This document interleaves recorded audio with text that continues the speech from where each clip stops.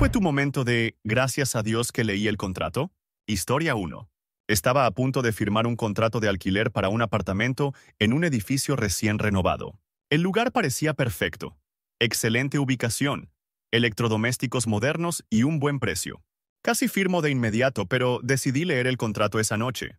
En medio del documento, encontré una cláusula que permitía al propietario darme un aviso de 15 días para desalojar si un familiar necesitaba la unidad, sin ayuda para reubicación ni penalización por su parte.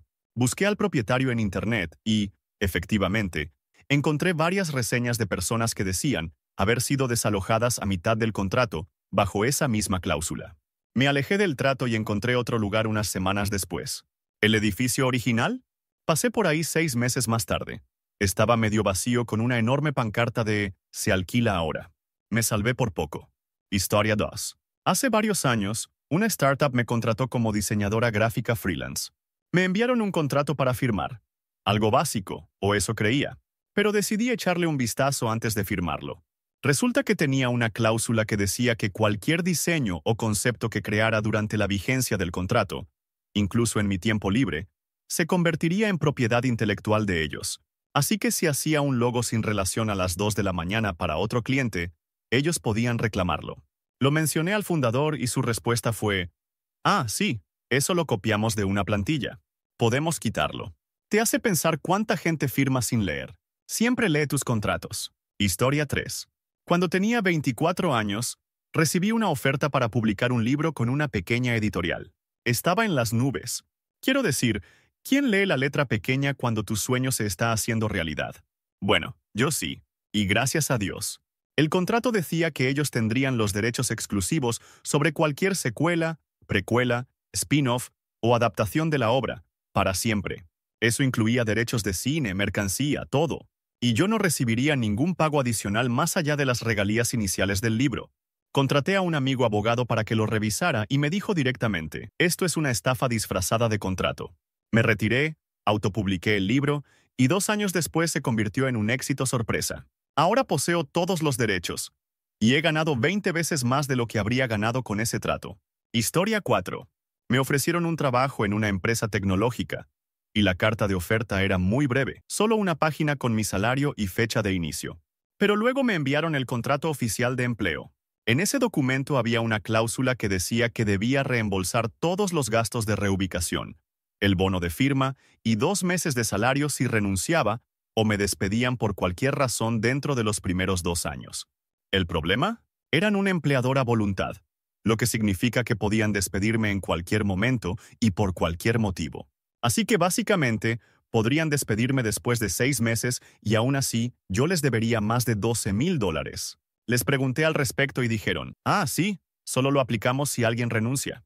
Pero cuando pedí que eso se pusiera por escrito en el contrato, se negaron. Rechacé la oferta. 6 meses después, la empresa tuvo despidos masivos. Me habría quedado con una deuda enorme. Historia 5. Estaba ayudando a mi tía anciana a refinanciar su hipoteca. El agente de préstamos insistía en que firmara rápido, diciendo cosas como: «Estas tasas no durarán mucho, y es solo papeleo estándar». Pero me senté y leí todo el documento, línea por línea. Fue entonces cuando noté una cláusula que cambiaba la tasa de interés del 3,2%, como se había cotizado, al 7,9% después de solo un año. También había una penalización de $5,000 por pago anticipado. Cuando enfrenté al agente, se puso muy nervioso y dijo que era solo un borrador. Nos fuimos de inmediato. Mi tía terminó optando por una cooperativa de crédito, con un préstamo sencillo y sin trucos. Si no lo hubiera leído, habría perdido su casa en un año. Todavía me enojo al pensarlo. Historia 6. Recién salida de la universidad, recibí una oferta de trabajo de una empresa en el extranjero. Era una posición de enseñanza en Asia, y la reclutadora era muy amable, con esa actitud de: «No te preocupes, ya está todo listo». El contrato estaba en inglés, y aunque la mayoría parecía estándar, noté una cláusula que decía que yo sería responsable de todas y cada una de las responsabilidades legales o civiles incurridas por el empleador como resultado de mis acciones, tanto directas como indirectas. Eso sonaba vago, así que envié un correo pidiendo aclaración. Resultó que si un estudiante o padre se quejaba de algo, incluso si no era mi culpa, La empresa podía deducirme dinero del sueldo para cubrir daños o acuerdos legales. Además, no tenía recurso legal en el país anfitrión, ya que todo se regía bajo otra jurisdicción. Básicamente, tenían control total sobre mi salario. No firmé. Más tarde, encontré foros con docenas de historias de horror de otros profesores extranjeros que terminaron endeudados o varados sin paga. Era una estafa con una sonrisa. Esa cláusula me salvó más que dinero. Me salvó años de estrés. Historia 7. Soy fotógrafa de bodas, y hace aproximadamente 3 años, una pareja me contrató para su gran día. Parecían normales y acordamos un precio justo. Les envié mi contrato estándar, pero ellos me devolvieron uno diferente, diciendo que tenían un abogado interno y querían usar su propia versión. Casi lo firmo sin pensarlo porque se veía profesional, pero algo me pareció extraño. Así que lo leí con atención y ¡wow! Había una cláusula que decía que les reembolsaría el 100% del pago si quedaban insatisfechos por cualquier motivo, incluso si yo entregaba las fotos editadas finales. Otra cláusula indicaba que debía pagarles $2,500 por daño emocional si me perdía algún momento clave. Rechacé educadamente y les dije que buscaran a otra persona. Intentaron hacerme sentir culpable, pero me mantuve firme. Después, otra fotógrafa de mi red me contó que la misma pareja la había demandado por arruinar su día, porque no logró capturar la iluminación exacta que imaginaron durante el primer beso. Perdieron el caso, pero ella perdió varios meses de paz mental. Siempre hay que leer los contratos, especialmente cuando los clientes intentan imponerte el suyo. Historia 8. Una vez, mi jefe me pidió firmar un acuerdo temporal de contratista, cuando nuestra empresa se estaba fusionando con otra. Lo presentó como una formalidad solo para recursos humanos, para que todos pudiéramos conservar nuestros empleos durante la transición. Dijo que todo volvería a la normalidad en 3 meses. Lo leí por curiosidad, y lo que encontré me dejó sin palabras. Al firmar ese contrato, pasaría a ser contratista independiente, renunciando a todos mis beneficios, derechos de indemnización, derecho al desempleo y cobertura médica. Además, incluía una cláusula donde renunciaba a mi derecho de demandar retroactivamente a la empresa por cualquier cosa ocurrida durante mi empleo, incluso si era ilegal o discriminatorio. Se lo mostré a un abogado laboral, y básicamente me dijo que era un truco corporativo clásico para reducir personal sin consecuencias legales. No firmé, y algunas otras personas tampoco.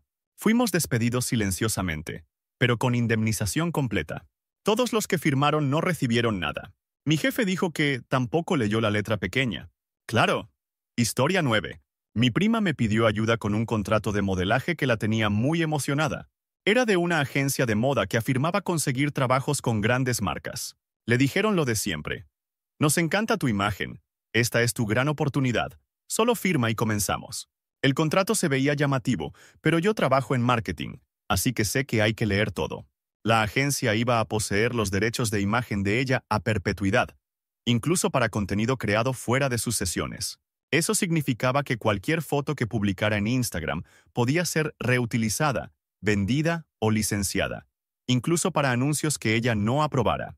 Aún peor, sería multada con $5,000 por hacer cualquier otro trabajo sin su consentimiento por escrito. Ni siquiera sabía cuánto le pagarían, o si le pagarían. Se desilusionó cuando se lo expliqué, pero también me lo agradeció. Más tarde, esa agencia apareció en las noticias por atrapar influencers en contratos abusivos. Leer ese contrato le evitó una pesadilla, y probablemente la salvó de perder su identidad digital. Historia 10. Hace años, estuve a punto de comprar un coche usado en un concesionario de compra aquí, paga aquí. Ofrecían pagos mensuales bajos y sin verificación de crédito. Yo estaba pasando por un mal momento económico, así que parecía un milagro. El vendedor era insistente pero amable. Me presionaba para firmar rápido y así asegurar el trato. Pero me llevé el contrato a casa y lo leí línea por línea. Estaba lleno de trampas. Primero, el coche no se estaba vendiendo, era un arrendamiento, lo que significaba que no sería mío a menos que hiciera 48 pagos sin retrasos. Si me retrasaba incluso un solo día, podían embargar el coche sin reembolso, y aún así yo tendría que pagar el saldo restante. Además, podían rastrear el coche con GPS y cobrarme la grúa si fallaba en un pago. Cuando me negué a firmar, el vendedor me dijo, «Todo el mundo hace esto, así ayudamos a la gente a reconstruir su crédito». Me fui. 2 semanas después, encontré un coche más barato con un vendedor particular, sin contrato, solo las llaves y el título limpio. ¿Y ese concesionario? Cerró un año más tarde tras una demanda colectiva. Leer ese contrato me salvó de ser una víctima más. Historia once. Cuando estaba organizando un concierto benéfico para un refugio local de animales, necesitábamos un lugar. Un hermoso teatro histórico nos ofreció un descuento por tratarse de una causa, y estábamos encantados. El representante nos envió el contrato y todo el equipo estaba listo para firmar sin pensarlo. Pero algo no me cuadraba. Leí todo el documento, y casi al final había una cláusula que decía que seríamos responsables por cualquier daño al edificio, incluyendo desgaste estructural por el paso de personas o entusiasmo excesivo del público. ¿Qué significa eso? Pedí aclaración, y básicamente nos dijeron que si el público se ponía de pie, saltaba o bailaba mucho, y eso causaba algún daño, nosotros tendríamos que pagarlo. Era un teatro de más de 100 años con suelos crujientes. Unas cientos de personas bailando podrían fácilmente activar esa cláusula. Cancelamos y trasladamos el evento a un recinto más nuevo y seguro. Un mes después, vi que otro grupo usó el teatro, y aparentemente, una bocina cayó y agrietó una pared. El coste de reparación fue de más de $12,000. ¿Quién lo pagó? El grupo benéfico. Eso pudo haber sido nuestro desastre. Historia 12. Formaba parte de un pequeño equipo de rodaje para un cortometraje independiente. Uno de los productores trajo un patrocinador que quería aportar equipo y dinero a cambio de promoción. Sonaba justo. Nos enviaron el acuerdo de patrocinio y todos estaban listos para aceptarlo. Yo lo revisé por encima y me detuve. Decía que el patrocinador tendría aprobación final sobre todos los cortes del film y podía exigir cambios para alinearse con los valores de la marca. Peor aún, si nos negábamos, tendríamos que reembolsarles todo el costo del alquiler del equipo, más una penalización por incumplimiento. Encendí las alarmas. El director se alteró. Nadie quería que una empresa de pasta dental dictara el tono emocional de nuestra historia sobre el duelo. Negociamos la cláusula y logramos que solo tuvieran opinión sobre la visibilidad del producto. Una semana después de filmar, nos enviaron una nota pidiendo eliminar una escena de funeral porque era demasiado triste.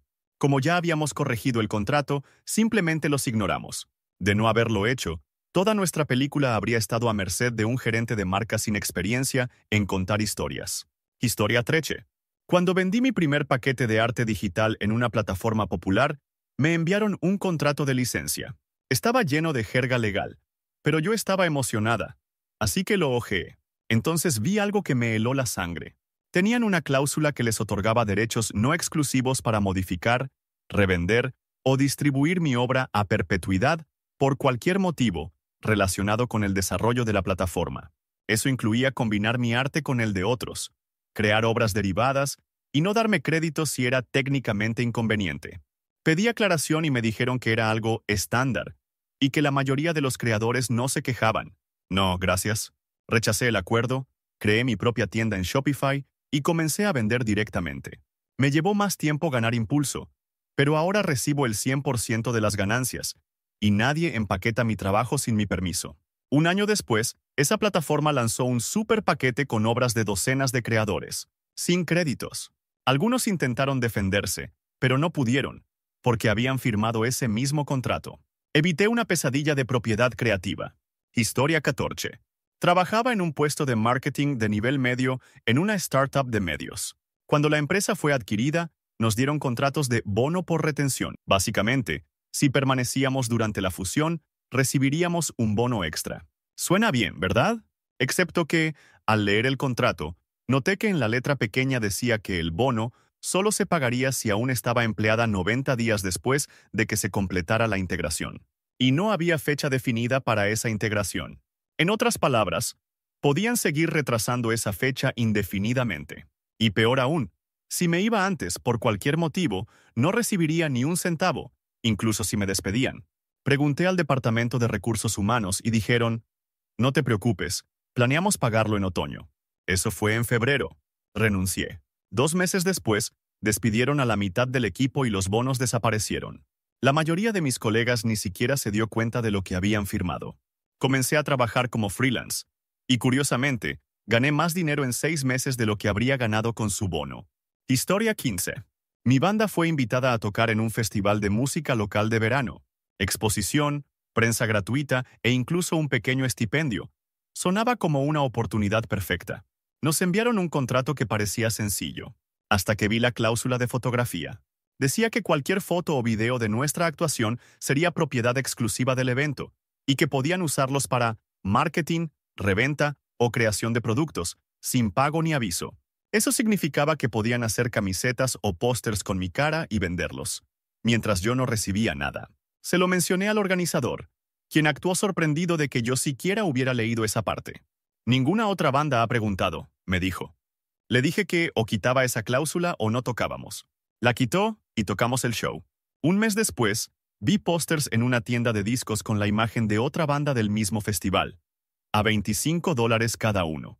Le escribí al cantante y estaba furiosa. Ni siquiera le avisaron. La moraleja: si eres el talento, lee el contrato, o terminarás en una taza de café que nunca aprobaste. Historia 16. Cuando estaba planeando mi boda, encontré un hermoso lugar en el campo, una antigua viña con encanto rústico. La propietaria estaba muy entusiasmada. Nos hizo un recorrido y hasta ofreció una coordinadora de bodas gratuita. Estábamos convencidos. Nos entregó el contrato y pidió que firmáramos ese mismo día para asegurar la fecha. Por suerte, mi prometido es abogado. Esa noche se sentó y leyó cada línea. ¿Y qué encontramos? Una cláusula que decía que seríamos responsables por cualquier daño causado por terceros en la propiedad, incluidos los proveedores, DJs e incluso los invitados. Y lo peor, no había límite de responsabilidad. Así que si un primo borracho tiraba un barril de vino, lo pagábamos. Si un proveedor sobrecargaba una toma eléctrica y dañaba el sistema, también nosotros. Solicitamos que eliminaran la cláusula. Ella se negó diciendo: nadie se ha quejado antes. Nos fuimos. Meses después, ese lugar fue demandado porque un invitado se rompió una pierna en unas escaleras irregulares. La pareja pagó de su bolsillo. Eso casi fuimos nosotros. Historia 17. Una vez me ofrecieron una membresía vitalicia en un gimnasio de lujo. El trato parecía increíble. Un solo pago, acceso total, pases para invitados, uso del spa. Estaba escéptico pero curioso. Me dieron el contrato, y todo parecía estar bien, hasta la última página. Allí, en letra minúscula, decía: esta membresía vitalicia se considerará terminada en caso de cambio de propiedad o administración del establecimiento. Eso era todo. Sin reembolsos, sin transferencias, sin aviso. ¿Y adivina qué? Busqué en Google y el gimnasio ya había cambiado de dueño 2 veces en 5 años. Le pregunté al representante qué pasaría si eso volvía a ocurrir. Tartamudeó y dijo: bueno, eso es muy poco probable. Claro, pasé de la oferta. Un año después, el gimnasio fue comprado por una cadena más grande y todos los contratos vitalicios fueron anulados. Sin reembolsos. Solo lo sentimos, nueva política. Algunas personas habían pagado más de $3,000. Lee, la maldita letra pequeña. Historia 18. Como desarrollador de software, una vez acepté un trabajo freelance para construir una base de datos personalizada para un pequeño sitio de comercio electrónico. El cliente parecía organizado e incluso tenía un contrato formal, algo impresionante para un negocio pequeño. Pero al leerlo con atención, encontré una cláusula que decía que ellos serían dueños de todo el código fuente y podrían modificarlo, redistribuirlo o revenderlo a su discreción. Eso no era inusual. Hasta que leí esto: el desarrollador acepta no reutilizar, repropósito ni aplicar ninguna parte del código de este proyecto para otros clientes ni trabajos futuros. Eso significaba que no solo entregaba el proyecto, sino que renunciaba a cualquier solución similar que hubiera usado antes o que pudiera usar después. Básicamente, me estaba esposando para no volver a escribir nada parecido, incluso si lo hacía desde cero. Se lo envié a un amigo abogado especializado en tecnología. Se rió y me dijo: ¿quieren ser dueños de tu cerebro? Les pedí que eliminaran la cláusula. Se negaron. Así que rechacé el trabajo. Ese proyecto terminó siendo un desastre. Contrataron a alguien barato y terminaron perdiendo datos de clientes por una brecha de seguridad. No, gracias. Historia 19. Recién me había mudado a una nueva ciudad y quería encontrar una guardería para mi perro mientras empezaba un nuevo trabajo. Encontré un servicio adorable con reseñas de 5 estrellas y personal muy amable.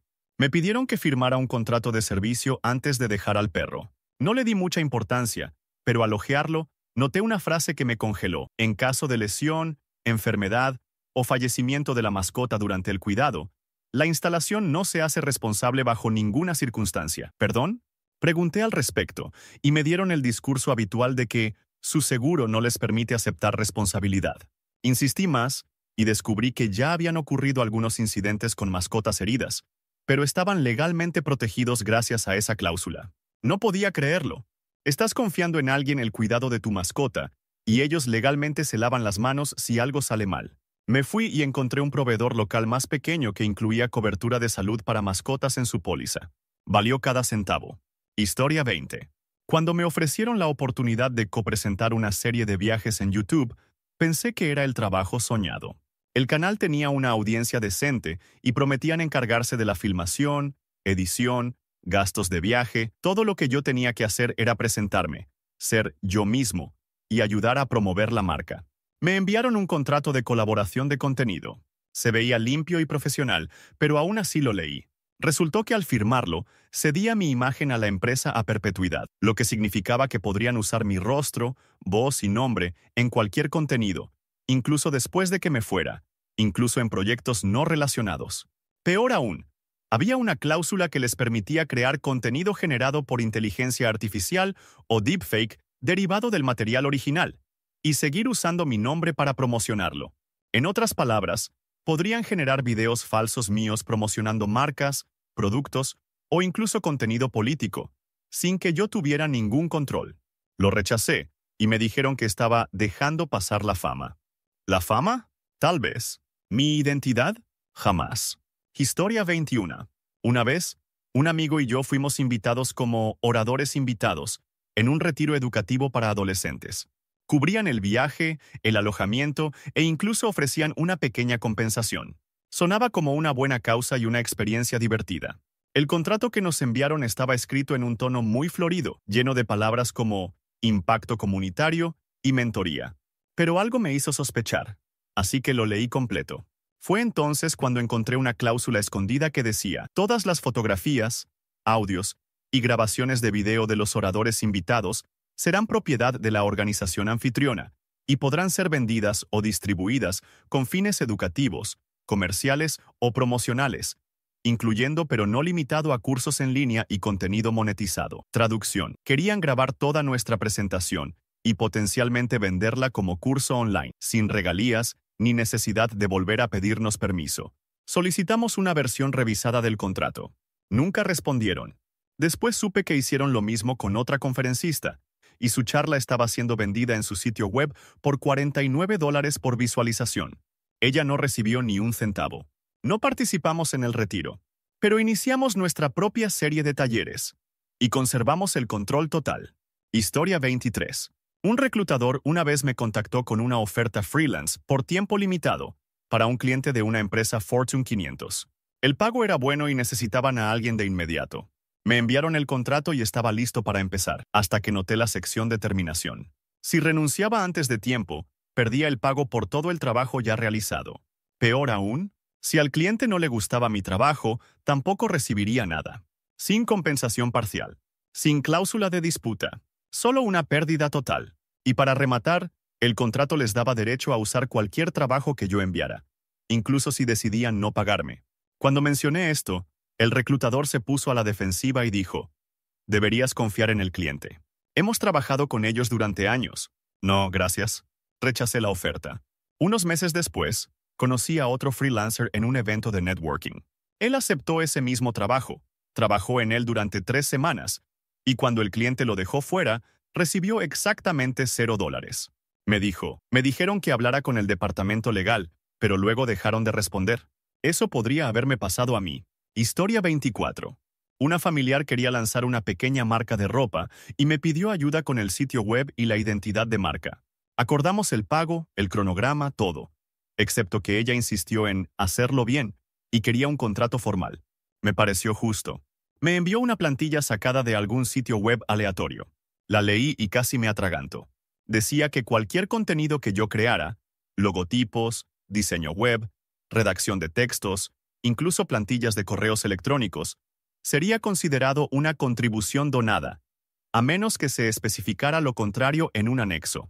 No había ningún anexo adjunto. Si lo hubiera firmado, estaría aceptando legalmente que todo el trabajo que hiciera sería no remunerado y voluntario, a pesar de que habíamos acordado un pago. Se lo comenté, y quedó genuinamente sorprendida. No tenía idea de que esa cláusula estaba ahí.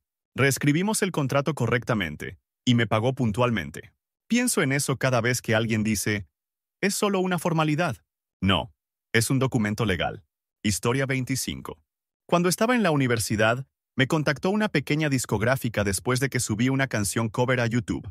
Les encantó mi voz y querían que firmara un contrato de desarrollo. Dijeron que no era vinculante, solo una oportunidad de crear algo juntos. El contrato tenía 5 páginas. A simple vista, parecía bien, hasta que llegué a una parte que decía, el artista acepta otorgar al sello el derecho de tanteo sobre todas las obras musicales originales creadas durante la vigencia de este contrato y durante 3 años posteriores a su expiración. ¿Derecho de tanteo? ¿Durante 3 años después? Eso significaba que incluso si dejaba la discográfica, podían impedirme firmar con otra compañía igualando cualquier nueva oferta. Llevé el contrato a una profesora de música. Me dijo que era una táctica común, controlar el futuro de un artista bloqueando sus derechos sin ofrecerle gran cosa a cambio. Rechacé el contrato, y el representante del sello cambió su actitud de inmediato. Pasó de decir creemos en ti a te vas a arrepentir. No me arrepentí. 3 años después, lancé mi propio EP y firmé un acuerdo de sincronización con una serie de Netflix. Cada centavo, cada letra, cada derecho, míos.